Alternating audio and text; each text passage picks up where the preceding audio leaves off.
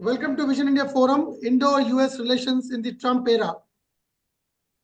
Indo-US Relations in the Trump Era is something what we're going to be talking about today. The ascendancy to the White House, what does it mean for India in the next, 3, 4, 5 years? That is what we're going to be discussing from various aspects, economic, political, social, and global scenario in terms of the kind of imbroglio that is prevalent in so many parts of the world, especially the Russian and in the Gaza strips. So now, before wasting any further time, because it's quite late here in India, good morning, Dr. Pitroda. I think it's a good time for you there, 8:30 in the morning. Good morning. Good evening. Thank you. Thank you, Sam, sir. do you recognize Parthasarathy? Of course, it's good to see you. Good to see you What a again. privilege. This is the best part of this morning's conference. Well, I haven't seen you for quite some time. If I have well, Parthasarathy on the team I spent a and long time in Satish. Pakistan. Yes, Satish Ji, I remember you very well. We met when we had created Canada India Foundation in Toronto. Yes. I remember you well. With these two, I can't contribute much, let me tell you. And I mean it. Because this is not my subject. I'm a telecom guy. If you want to talk about a little bit of software and telecom, I can perhaps add some value. But with Parthasarathy and Satish Mehta, I would request you to talk to them at length. I'm probably not qualified. No, but let's face it, the basic and most important part of our relationship with the US in today's world is technology. And So I can comment on that a little bit. Maybe I'll spend 5 minutes to give you my view. Okay, One, sir, before we Trump start, victory. before we start, let's structure this a little bit. If you permit me, I would start with Dr. Sam Pitroda because he is somebody who knows the. I also have to go somewhere. I have another engagement. Okay, so we'll start with you very soon. Now, the thing is, technology, defense are areas which are of utmost significance in this particular relationship and dynamic of, if we call a bipolar dynamic of Indo-US relationship. Now, considering that there has been a lot of change in terms of the telecom revolution here in India and how it aligns with the global perspective and how US looks at it in terms of technology cooperation with India. Dr. Pitroda, please take us through your views on that.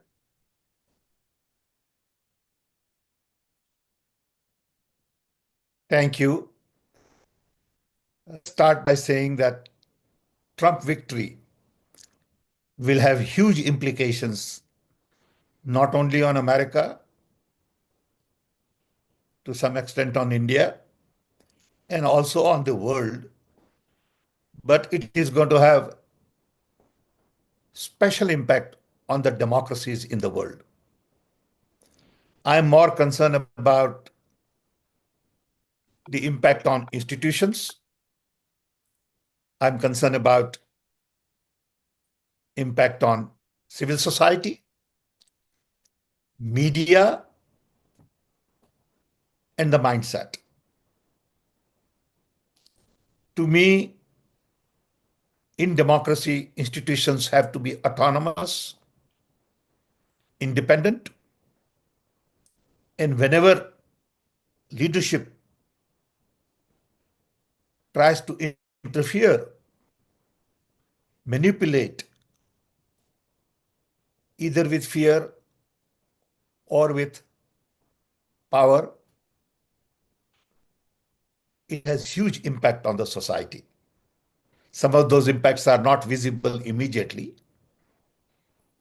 So I'm very concerned that Trump tenure will begin to have serious effect on the democracy, the institutions of democracy, the rule of law, misinformation campaign in media, control of media, manipulation of information. And as a result, many other countries will feel that you can get away with it. So I am more concerned about the impact of Trump tenure on global democracy. If you look at 100 countries which are sort of so-called democracies, or even 60, they will look to US, which is the oldest democracy in the world. Ours is the largest. And I want to be very careful about observing these two democracies for the next 3-4 years on how institutions behave. This is my main concern. Technology will move on and go on and do whatever has to be done. I don't think technology can be stopped. I don't think the private initiatives and entrepreneurs will find their way to promote AI, health technologies, biotech, nanotech, materials, energy, environment, all that will go on. And there the focus is going to be basically on profits. How quickly you can make deals to make money from big markets. That process will be independent. And people will find through influence, connections, as we have seen in many countries, their own ways to get things done. Today, unfortunately, world over, the focus is on power and profit. When we need focus on planet and people. World is not focused on what is good for planet as much as we should. World is not focused on what is good for the people. It is all about how do I make money and how do I gain power, how do I gain publicity, how do I get on media and look like the world leader. I got this award, I got that award, I got this nomination, and that is a problem in this world. World needs Gandhi today more so than ever before in the history. World needs Gandhian focus on decentralization, bottom-up development, stakeholder values and not shareholder values, new economy, concern for global climate, and concern for the people at the bottom of the economic pyramid. Today's model has created more inequality all over the world. And the democracies are not inclusive. In India, we have caste system. In America, we have Black Lives Matter. So at a higher level, the focus has to be on democracy, inclusion, sustainability. Deal making will go on. And people would make money and they'll be happy and all that will go. That's not my concern. So I look at Trump victory from these sort of high moral grounds. We have lost leaders with characters, with values. You can do anything in personal life and still be a great leader in today's world. That's not how I was brought up. My generation, values were very important. Ethics, morals, character, truth, trust, love. All these things are so very important part of the leadership. And we have lost. Today's leaders don't have any of these things. They don't care about truth. They go in front of national TV and lie through their teeth and everybody thinks it's okay. They mistrust people. They promote hate. And that's going on. And that's my concern. The rest, I would leave it to, experts here. I see General V.K. Singh has joined. They are all capable people. They all know a lot more than I do. So all I would say is I look at more from the viewpoint of how democracy is going to be treated in Trump tenure, how truth would be handled, how trust would be built. Deals will go on. That's not my concern. Thank you. Comes Dr. Hidayat. Dr. Pitroda, Ask you you- know, Could one I ask a observation. question? Dr. Could I Pitroda, one. ask a- Yes, could I ask a question to Dr. Pitroda? Yeah. Dr. Pitroda, just a question to you. I've lived in US only for 3 years, and it was many, many moons back. But your apprehensions or what you mentioned, doesn't US have strong institutions to be able to handle this? Well, we have seen in the past how institutions are being put under pressure, whether it is Supreme Court by putting your own nominees or by putting someone like Kennedy right now in charge of health, who has very strong views on vaccine and all, and you undermine the institutions that you have built for 50 years, whether it is CDC or anybody else. If I have to take an opinion on vaccine, I would take an opinion from 50 or 100 top doctors and not from some one person who believes this is how it is, including me or anybody. So that's where institutions come in. You know, if your entire leadership is geared towards attacking institutions one by one, systematically, I worry. Of course, America has better institutions than any country. Of course, America has people who will stand up.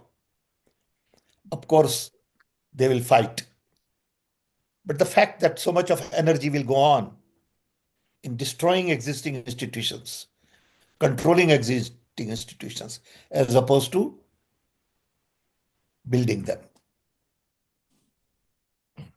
Dr. Pitroda, your views on the increasing kind of penetration of artificial intelligence into the into daily lives of ours, and India is absolutely new to this particular thing.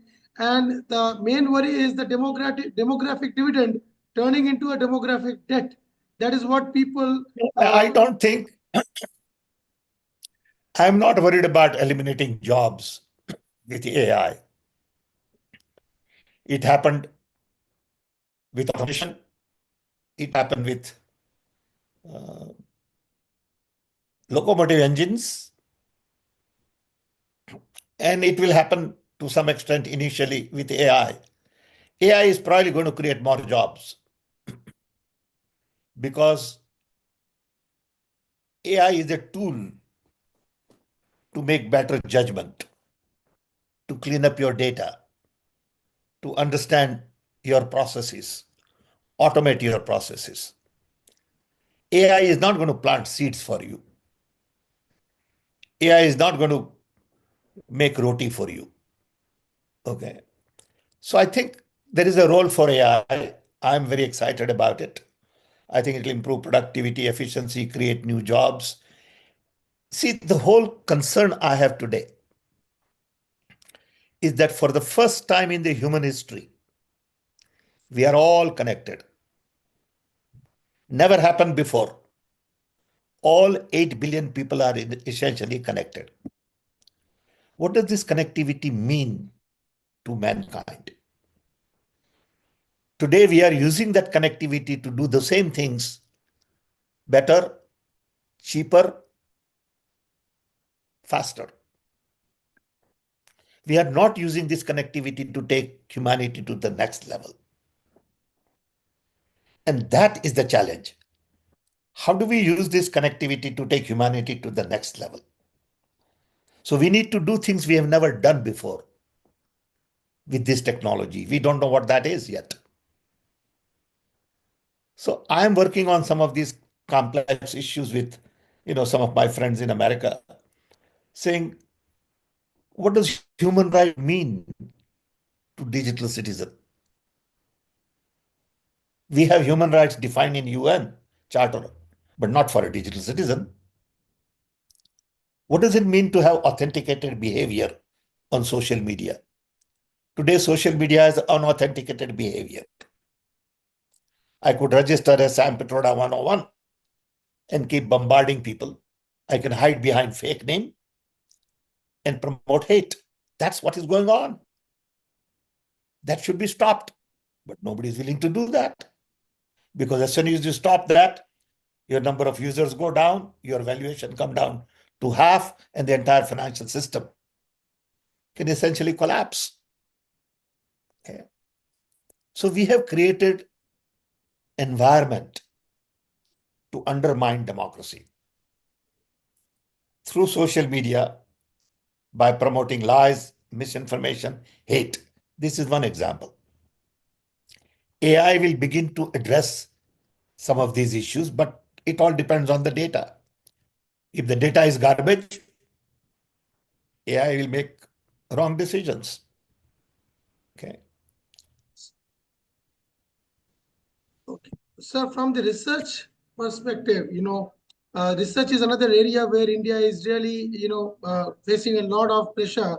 But recently there have been some green shoots that are visible in terms of the WIPO recently, declaring India to have 2 patents out of the top 15 patents filed and recognized by the WIPO.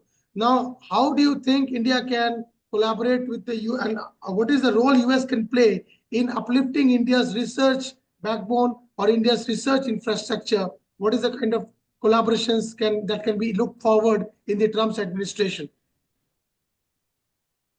See, India has the workforce of the world. I don't look at Indian talent as talent just for India. When IITs were founded, Panditji and his colleagues thought we will train our engineers to build bridges. No one ever thought that our engineers will go to Silicon Valley and will run trillion-dollar companies. So Indian talent is a global resource. Well recognized, well accepted.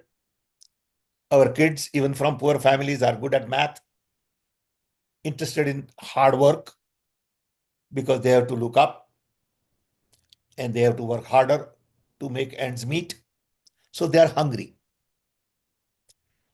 Research will have to be done at local level. Government of India will have to spend more money on research. No foreign country can help us in research. Fortunately, today, information is available on anything and everything everywhere. So what happens in America becomes local in India. And what happens in India locally becomes global. So this is the power of information age. A little fellow sitting in Bihar in middle of nowhere can go visit Guggenheim Museum and discuss math with the best of the best minds in the world. How do we use this technology and access to energize our young? We don't do much research, believe me. I'm sorry about 2 patents and 3 patents don't mean a thing. We get all excited about, little things here and little things there. But can you imagine a country of 1.5 billion people not having their own operating system? India has never developed operating system. We could have built all of these companies in India. We never did that. We don't have our own Facebook, Twitter, Instagram, Snapchat, or you name it. I can go through a list of about 20 companies like this. Why? Why 1/3 of the population of Facebook is Indian? And what does India get out of it? And these are all tough questions. Nobody's asking. Yeah. Nobody even understands the implication of not having our own operating system. Okay. That's the kind of research we need in India. Okay. But sir, the We flip do side, have a lot of talent. yeah, Go but ahead. the flip side of this entire, Twitter, Instagram, Yahoo is the data issue. And we recently have introduced this data privacy laws, and the American companies primarily are being, there is kind of a, it's a lot of problems from the Competition Commission. And there are so many agencies now after these companies, Ministry of IT. So how do you think going forward, these technologies can be beneficial to the country, and what can America do to ensure that India's data breaching is limited to, not these kind of big companies who have captured most of the market share? Data is the oil of the future. Data is the water of the future. Data is the air of the future. How do you protect data? We have huge resource in terms of data. Just the fact that we could collect good data on health for 1.5 billion people is a gold mine. No other country has the kind of diversity we have, kind of disease we have, and kind of data we can create. What is the value of that data? Nowhere else you can find the kind of data we can collect on TB, as an example. Okay. Are we protecting our data? Are we mining our data? Are we understanding the value of our own data? It may be too little, too late. Okay. So a lot of these things require deep thinking. There is very little deep thinking that goes on in this area. It's all on surface. We are a digital power. It's all bogus. Okay. They have no idea of what they're talking about. But too bad. Who can you tell? I mean, these people talk like digital was invented by them. Okay. They don't know the amount of work that went on for last 35, 40 years. How seeds were planted in Rajiv Gandhi era for CDOT and CDAC and, TIFAC and all of these things. It takes time to build. And you can't just spread misinformation to take credit and get away with it. Okay. I mean, look at the whole e-governance effort. Go deep into and find out how people are benefiting from it. Okay. What have we accomplished? Find out how difficult it is today to get Aadhaar card. Okay. And how Aadhaar card is linked to lots of people and how a lot of poor people have problems. So there are good things and there are bad things. These are the tools. We have so many different databases. We have not been able to integrate and benefit from that. So it's a huge, huge task. I don't think we get it. Okay. Sorry for saying this. Okay, now next time, last observation before we get Parthasarathy ji, Satish ji, and General VK is just going to be joining us back, is about the relevance. See, India has been into strong ties with US since 2014, overall in terms of the defense talks and strategic ties with US for the defense issues. But slowly we see that energy has become very important now. People realize the importance of environment, etc., etc., biofuels, so many things. The COP29 is going on in Azerbaijan. Next year, we have the COP30 in Brazil. Where do you see this entire energy, kind of equilibrium, landing in terms of the nuclear and atomic cooperation with the Americans going forward? Because that is where the real clean energy lies.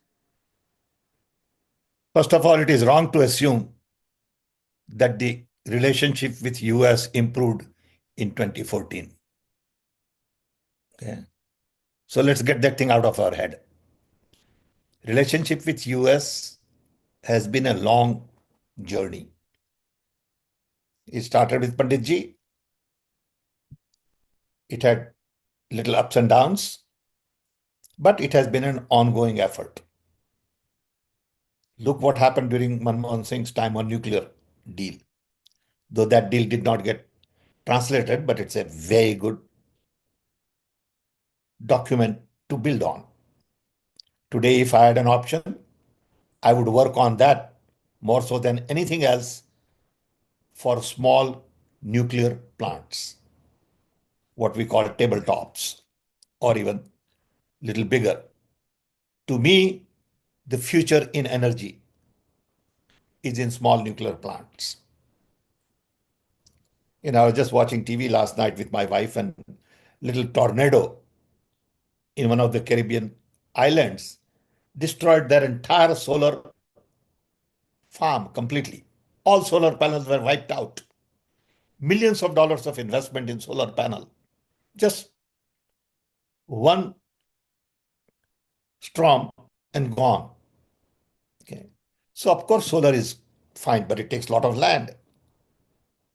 Of course wind is fine. But the ultimate benefits are going to come from nuclear fusion, fission. Maybe in 20 years, we'll have a different solution in nuclear. So we got to build on those agreements.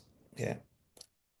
US-India relationship is going to get better and better because the population here of Indians are beginning to make an impact. They are in Congress. Pretty soon they'll be in Senate. They are governors. You saw the candidate Kamala Harris this time. So Indians in America in numbers have increased to close to 4 or 5 million. When I came to Chicago 60 years ago, I came to Chicago in 1964. There were 500 people of Indian origin. Today, we have 300,000. So of course they will have influence. Of course relationship will change. It won't change because of 2014. Remember that. I'm sorry. So let's recognize the contribution. But Indians are everywhere. I just found out that there is a gentleman I had met in Berlin who is the biggest seller of beef in Berlin of Indian origin, who himself is vegetarian, just got elected to the parliament. So you will see more and more of that. Okay. And we should be proud of them. We should encourage them. And we should respect them. Okay. Dr. Parthasarathy, you've seen the entire relationship evolve over the last 50 years, almost, as an ambassador, as a political, counselor. You've done so many hats. India-US relations have been defined primarily by third countries ever since independence. UK defined it when, during Churchill's time. Then during Nixon's time, it was China which defined it. Today also, we see China playing an important role in terms of defining the Indo-US relationships. But then there are other factors also, like the Russians and the Middle East issues. So Dr. Parthasarathy, I hand it over to you. Take us through the future of India's relationship with US in the wake of the kind of crisis in the Russian, Ukraine war, and the Indo and the US-China dynamics, which is probably the next or the current bipolar kind of a world scenario that we live in. Look, I'm not given to long speeches, so I'll stick to the point of the question you asked. Parthasarathy, can you lift your camera a little bit? Okay. The other way. No, the other way. So we can see more of you and not the ceiling. All right. The basic fact is that we talk of today's world, you have the most populous democracy. Partha sir, just a small request. You just put the camera a little, you come forward. Yeah, that's fine. All like right. you had done it in the initial stages. All right, I'll start again, okay? Okay. But I like being brief. The fact of the matter is that in the United States and India are either the two largest or are amongst the two largest and two most populist democracies in the world. I think there's much that we share by way of values. and I think we should abide by that. What I find is, in having lived in the US and worked in the embassy there and dealt with them, US has its own priorities, and for a long time has tried to pressurize others to follow their priorities. That's something India never tolerated and never will. But having said that, the relationship has been one of ups and downs. But it can be said, in my reading, that things changed for the better with the process of economic liberalization in India. Because what was available to us but not used was by the policies we had when we opened out and we reached out to private sectors in countries abroad. The economy grew. Let's face it, we in the early stage demeaned by ourselves by our rather low rate of economic growth, which called it, that was jokingly known in the world as the India Great Growth. Nobody says that now of contemporary India. Ever since the process of economic liberalization, our economic growth is amongst the fastest in the world. We are today the fourth largest economy in the world. And our range of products has increased vastly. But relations with the US are always complicated. Yes, it's a democracy, but it spent a large portion of its time aiding military dictatorships. And when it suited them, they even made love with China and joined Pakistan and China against us. So let us be clear. You can't be emotive or personal in these things. You have to be objective. Right now, things have changed because economic liberalization on our side has permitted greater private sector efforts and national efforts to integrate much more. Therefore, in the last few years, we have risen to being an economy which is amongst the fastest growing in the world. And in the last 2 years, certainly that's what we've seen of India and its rate of growth. With America, the relationship there was always this affinity as being fellow democracies. The largest democracy in the world are dealing with the most powerful democracy in the world. That's all nice and behind us. I think we've both matured on the fact that we need each other, and we should make the best use of that we can each other.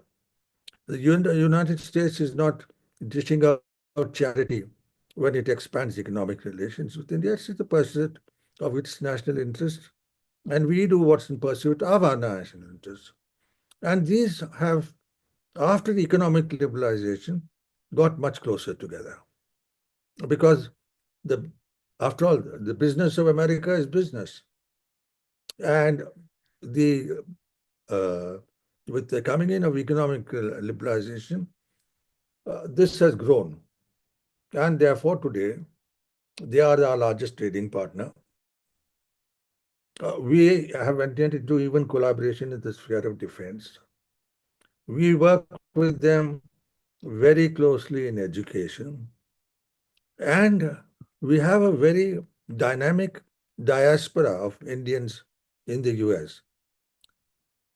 Actually, if you look at it, the highest rate of literacy, and even I would say suggest growing funding, goes to the Indian community in the United States. It's our own countrymen who have served us proud, who went there as children, made use of the opportunities that came to them, and they've done very well. Where do we stand today? We've conducted our diplomacy well. Unlike others, we haven't got into preferring one political party or the other, or the other. That's what the US has the luxury of doing, but that's not our way of diplomacy. You have a democratically elected government, you deal with them. And I think that has served us well. Number of factors, the opening up of the economy, two complementarities of interest. Let's face it, the United States joined with China against us in 1971. That's a reality. But today, we work together. And I think that the reason is it's becoming abiding because shared values, movement of populations, and a better understanding of each other. And as long as we maintain this rate of growth, in the last month, it was the highest in the world. So as long as you maintain that rate of growth, you're going to develop a good relationship with the United States. And now there is a human factor. I have a daughter who lives in the United States, but that didn't affect my decision making when I was in government. You go about your job, you're doing your job. So as far as I'm concerned, I've done the US, I've done the Soviet Union. And I want to tell you that even today, our relations with the Russians are very good. And this is not a party issue. It is a policy followed by all political parties. So I think given our values, given our commitment to a rapid economic growth, which is, as I said, last year was the fastest growing economy in the world, and it's been certainly, if you take year-wise, we moved ahead in some sectors even of China in the last couple of months. So as long as we got our home priorities right, keep our democracy strong, remain united. Interestingly, as a democracy, we've functioned much better in holding our country together than virtually any dictatorship. So with the United States, I'll come back to the Trump era. Trump had a problem with everyone. He's a man who's very ambitious, very self-centered. But when he became president, he came to India. He went back with a good impression. And he joined the process of building that relationship. But the process was largely also the private sector in both countries.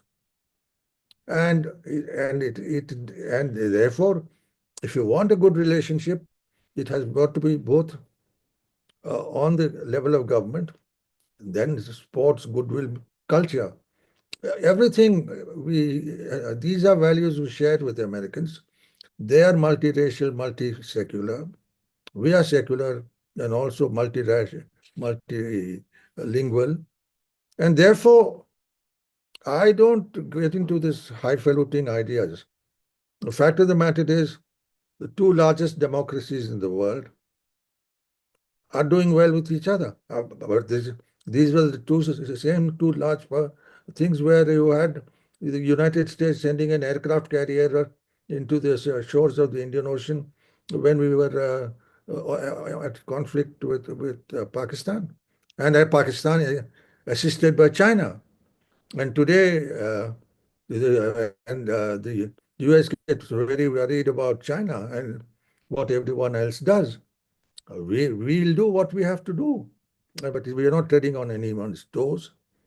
And I think, and I want to say this, both national political parties, when it comes to foreign policy, have behaved impeccably and realizing that foreign policy should not be the subject of domestic controversy.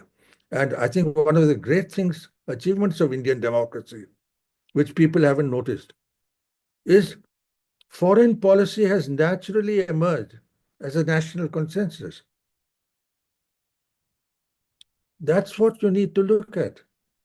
And all I can say is hats off to the politicians, hats off to the diplomats, hats off to all the private sector and students who've gone there, and India, the Indians in the United States add to our luster because they're so highly respected.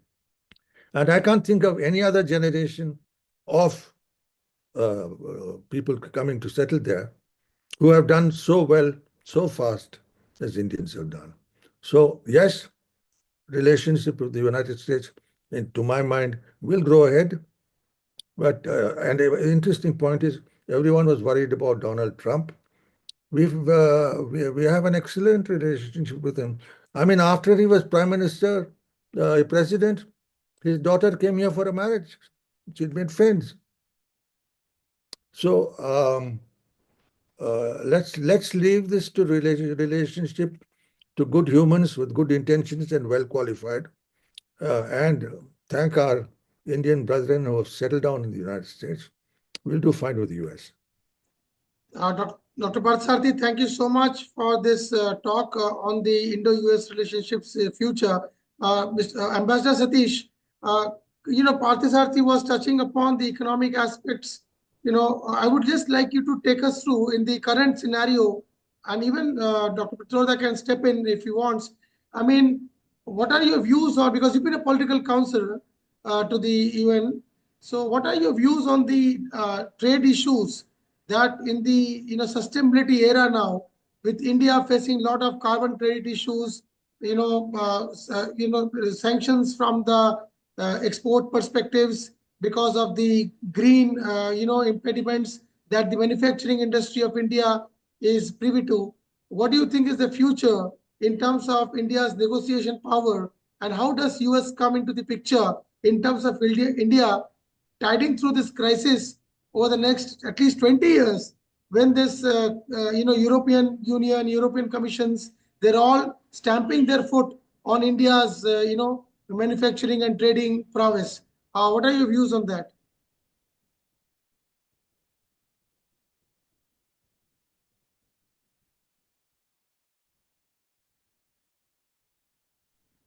Satishji, your audio is mute.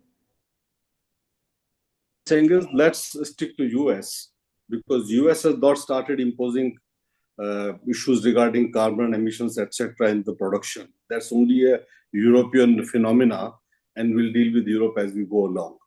So since the focus of today's discussion is on India-US relations, I think let's just focus more on that, because what is between India and EU, India and EU will deal with it. So looking forward in terms of Ambassador Parthasarathy has given a very fine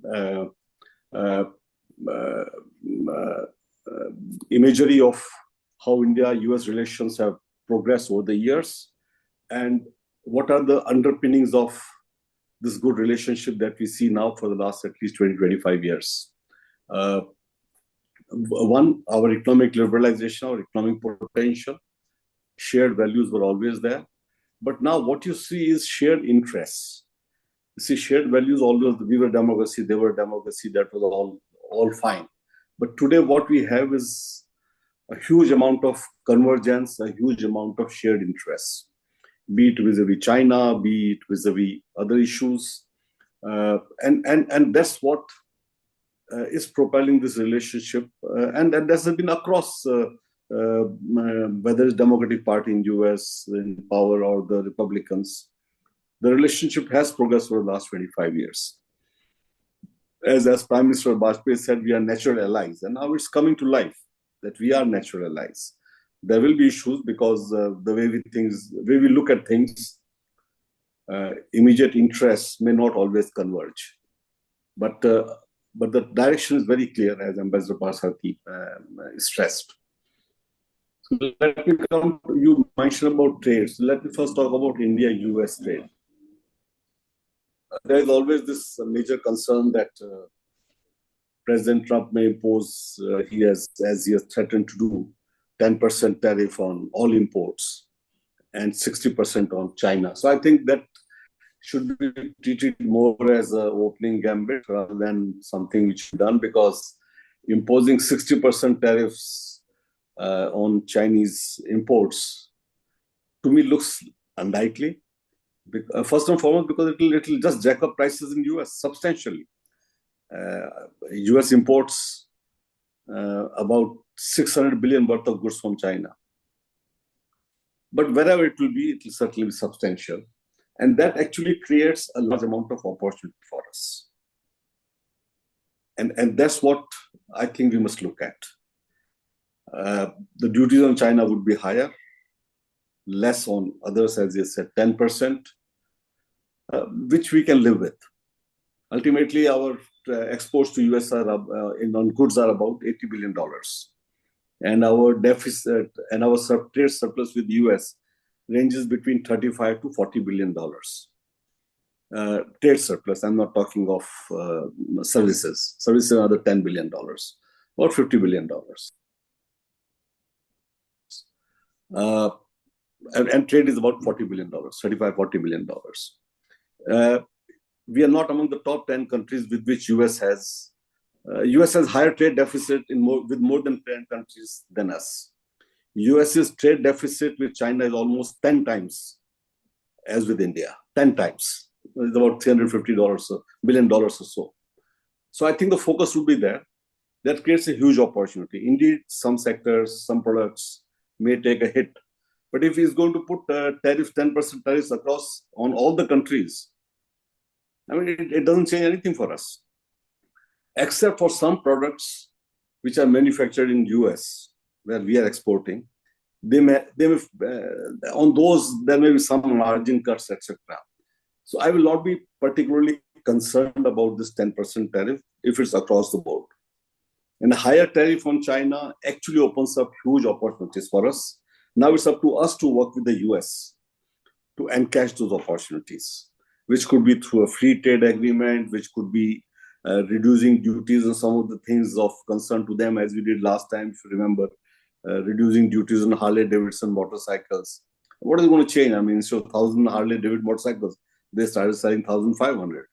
And the price, so they're so expensive motorcycles, not many India can afford in any case. So I think we should build on the close bilateral relationship which we have, a lot of convergence of strategic interests we have with the US. Their concerns with China, which Trump has very clearly, has articulated a number of times. I don't know if you heard his interview before the elections, when he had mentioned this. He said that the Biden government has done a serious mistake by sending Russia into embrace with China, by fighting this Ukraine war. And he has repeated that a number of times. So I think there's a huge convergence of interest, which is quite evident. The number of areas in which we are cooperating, particularly ICET, which is the two NSA's head. And that opens huge possibilities for us, just a question of our getting down to encash them, and which would mean a lot of domestic work in terms of making procedures simple, in terms of tuning down tariffs in many areas, etc. But those things, in any case, we need to do. So I see with great optimism, plus the fact that Prime Minister Modi enjoys a very good personal rapport with Donald Trump matters. I won't say it's a decisive factor, because eventually both countries will look at their interests, and rightly so, and that's what they should be doing. But I think that really helps. That personal rapport, that trust in each other, contributes to pushing the relationship forward. We are also fortunate that we have the NSA nominee for US is very pro-India. He was the head of India caucus in the House, co-chair of India caucus. So he knows India well, he understands India well. And he's a China hawk. Similarly, the Secretary of State nominee, he's last to be confirmed, Marco Rubio, he's again a China hawk. I mean, he's an acknowledged China hawk.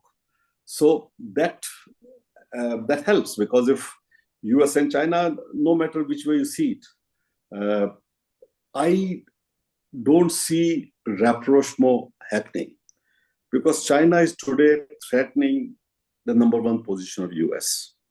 And US has been the number one economy and the number one country and preeminent world power since the First World War. And they made sure they remain there. One way or other, they made sure they remain there. They're not going to give it up. And understandably, why would? If we were number one, we wouldn't want to give it up. So strategically, I see a great alignment between India and US. There'll be hiccups, small hiccups here, there, and that's natural. Those are very manageable issues. So in terms of trade, I see great future, notwithstanding his threats of imposing 10% tariffs, etc. Because if you push a very higher degree of tariffs on China, then that's a huge opportunity for us, which nobody else in the world can do. But that we can do, is within our capacity to do. Whether we do it or not is a different matter altogether. So that's how I would see the relationship going forward. For the rest, I think on the defense side, the cooperation will continue. It's also in the US interest. I mean, we are a very large buyer of US defense equipment, so it serves, in a way, it helps reduce the trade deficit. If we include defense items also, then it more or less balances out. So that, and it serves our interests also, access to the latest technologies, which we really need. And a case in point is what's happening with Apple. I mean, Apple, by the time that the 3-4 plants are finished, will be providing 150,000 jobs in India, direct jobs in India. And in 3 years, they want to have about 30% of the production in India. Now, one of the world's largest companies, both in terms of turnover and in terms of market cap, having 30% of production coming out of India, that's huge. And a template has been established of how it can be done. I'm sure now it can be replicated in other sectors also. And I'm confident we'll do it. We are cognizant of it. We understand the importance of economic might and economic resilience within the country. And I'm sure we'll do it. So I see great future. Minor turbulences here and there. The future looks rather good for our relationship. There'll be attempts, like once they start sending back illegal immigrants, which he has promised to do as one of the first acts he will do, threatening to use military also. And they are perhaps 750,000 Indians there who are illegal. So there will be issues. There will be issues of great emotion, emotional turmoil will happen, chest beating will happen. But I think we will have to look beyond that and look at the larger picture, and which looks pretty good. In terms of what's happening in Canada recently, I mean, we just four more minutes, and then we'll close the show. In terms of what's happening in Canada with respect to India, I mean, where do you see, US can play a role in terms of the immigration and other issues being relaxed for the Indians? Well, you see, I don't. Whether US will ask Canada to relax on immigration when they want to reduce immigration within US. So that may not be. And I don't think issue between India and Canada is of immigration. That's a very, very single, just one point issue. Their complete lack of understanding of the Khalistan issue, and their politicians, for very small gains, purely little petty political gains, they are playing with fire, which I sense, and I've lived in Canada for 3 years, so I understand all these issues. I've dealt with them. They are playing with fire, and they'll get burnt faster than we get burnt. Then they don't seem to realize this. At least some of them. I won't say all of them. Some of them don't feel. Now I think slowly they are waking up to it. So I think I don't see much hope of things changing while Mr. Trudeau is there. But then that's only if his party still suffers him. Maybe election will be in next year, sometime early next year. So it's just a matter of a few months, perhaps. We just have to rough it out. Even with 28 out of the 328 parliamentarians that they have with Indian origin, you think that they are playing with fire, and it is going to burn them more than it does hamper us Well, you see, ultimately, they're sitting there, they can only support a cause which doesn't excite or in India, people much in India. It has a potential, and that's why government has to safeguard against it.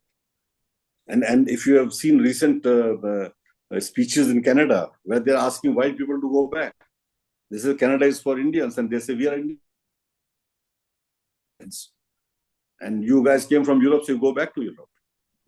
And at the end of it, not all 28 are supportive of the Khalistani movement. So that's only a fraction of it, a very vocal, voluble, fanatic section of it, but not all of them are there. They will not come out in the open, but yeah. Finally, Dr. Parthasarathy sir, with the kind of dynamics and the positive relations that India shares, especially with the bonhomie between the two heads of state, now it's an open secret.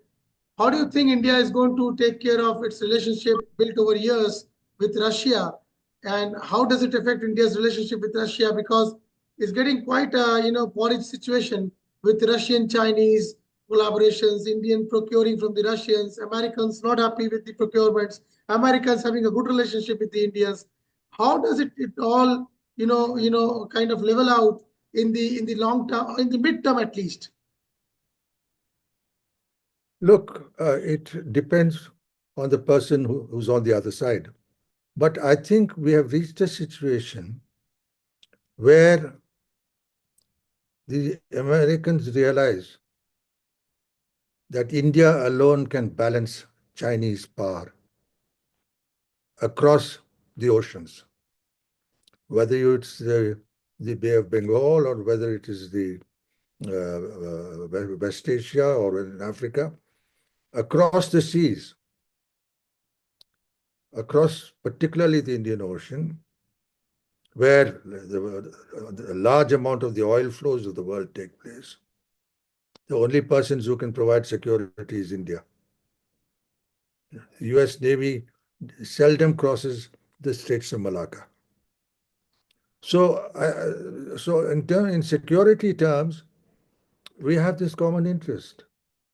I mean, the Arab Gulf states thrive on this; they live on it, and they have extremely good relations with us because we behave reasonably. We've got a navy position, but out of sight and out of mind, we don't push with power. We play our role because they are our friends. And it's in the interest of the world that you don't have people coming from outside and knocking around out there. And therefore, this is something the US shares with us. Working together, the US Fifth Fleet and our Western Fleet have done joint exercises on this area over the years. And therefore, this is one of the most crucial things, which is protecting the safety of the oil sea lanes. And the US realizes that the Indian Navy is no pushover, and we have the strength to do it in this area. And very frankly, even here, even the Chinese stay off. They prefer to manage everything through the land routes. So I think this is an area where the US and India must contribute for a universal cause. The smooth and economical availability of petroleum products.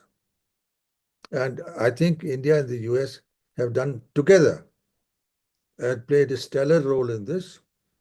And we should keep doing this. And that is going to be, we are not going to go and fight battles or ask the US to come and bail us out. We look after our own strategic interests. We don't need the US. We manage our security. But certainly we deal with them with defense supplies. and it's not aid, it's a commercial transaction. So I think, and the defense forces of the US and India have understood each other. So I think with the US, one, the greatest asset which you're picking up is the Indian community there. I would say 90% of them constitute good ambassadors of India to help the official Indian embassy. Don't forget there are a couple of million of them now. So I think this population will increase.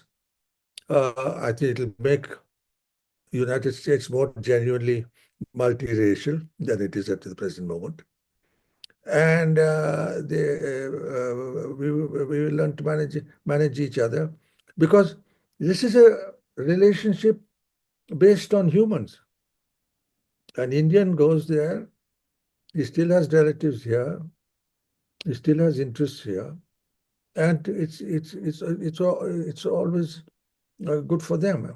So, and good for us, and good for the US. So their role there is they establish the intellectual potential of Indians and their ability even in places like art and crafts. So it's the Indian civilization that matters. And I think civilizationally, we're okay with them. We'll have our differences because India cherishes its independence and foreign policy. And as you would have noticed, we are having good relations with the US and with the Putin's Russia.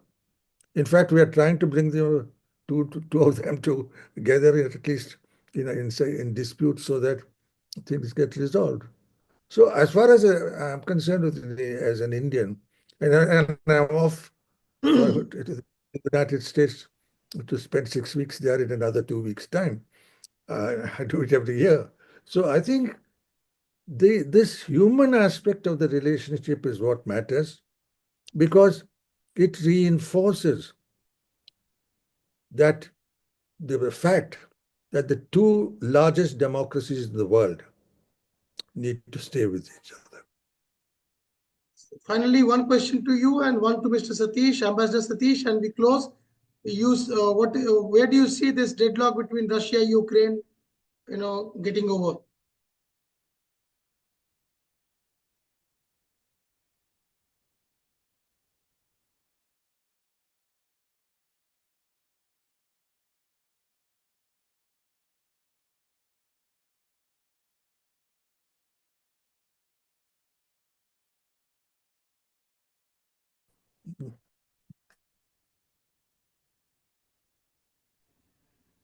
Yeah, Parthasarathi sir, can you hear me? Yeah, I think so, Ambassador Satish can also hear you now. I think you went off the air for some time. Yeah. No. The question to you, the last question to you is, where do you see the deadlock ending between Russia and Ukraine? Who are asking me? Yeah, because you have a Russian Well, I've experience served as a secretary. I've served in Moscow, and I'll tell you the wisest decision that Trump has taken, showing statesmanship far beyond that of his predecessor, is to act for peace. You cannot, dominate the world. You would have to learn to balance and live with others. You've done it for so many years with China at the cost of countries like India. But it is your choice, and it depends on how you conduct yourself. I know of one thing for a fact, having lived and served in the Soviet Union and in Moscow for quite a few years, actually, in the early stages of my career, the Russians genuinely feel, this was in the Soviet days of communism, they couldn't understand why the United States was acting difficult to them. It was ideological. But how could the US pretend it is ideological when it went around with Mao Zedong and sent an aircraft carrier against us? These things don't work out together. And therefore, as far as we are concerned, They make it good with Moscow. That's their business. But Your camera has gone down, completely gone down. Cannot see you at all. why? Yeah, now? Yeah, that's fine. That's fine. Yeah. That's fine. Well, as I said, we have our views with the Russians. The Americans have their own views with the Russians. But the Russians Chinese have made up. And they are now holding together against the US. Does the US want to put itself in that position? I mean, and it knows that right now the real problems are posed by assertive China. And as far as we're concerned, it's up for them to settle their disputes. But as I said, I want to repeat this, that the Soviets, the Russians know that there's not much they have to with India except their petroleum resources and so on, and we buy. But it's a relationship where they've never let us down, and we stand by it. And we would like our relationship with the United States to be like that, because we don't have any territorial disputes with either Russia or the US. And for us, US is a democracy, the most powerful democracy in the world. And it would be good to see the world's most powerful democracy and the world's most populous democracies live in harmony as they are doing just now. We're living fine with the Americans. Okay, Mr. Ambassador Satish, Gaza and the dislike US has had for Iran for such a long time. You see, I think this is deeply ingrained in the US. And now the concern mode is of Iran getting nuclear weapons. That's it. President Trump has been very clear that he won't let it happen. And much as Mr. Trump loves doing a deal and what he always says is not necessarily what he wants to do. That's how he operates, and that's how his operating system is.